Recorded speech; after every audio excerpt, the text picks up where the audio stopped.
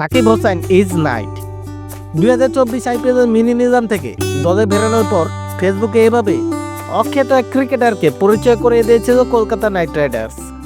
সেবার নিজাম থেকে নাম প্রত্যাহার করে নিয়েছিলেন বাংলাদেশি অলরাউন্ডার সাকিব আল হাসান, যে কারণে অনেকে প্রথমে কিছুটা বিভ্রান্ত হয়েছিলেন, ধারণা করেছিলেন বাংলাদেশি অলরাউন্ডার কিনা। অবশ্য ভুল ভাঙতেও সময় লাগেনি, আসন্ন নিজামও আছেন ভারতীয় এই সাকিব। এবার অবশ্য তার বেস প্রাইস 10 লাখ বেড়ে 30 লাখ রুপিতে এসে দাঁড়িয়েছে।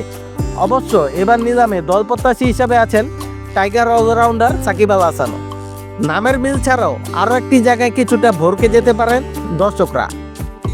সাকিব হোসেনের জন্ম গোপালগঞ্জ জেলায়, ঠিকই পড়েছেন, তবে বাংলাদেশের নয়, ভারতের বিহারে গোপালগঞ্জ নামে একটি জেলা আছে, সেখানেই জন্ম এই পেসারের।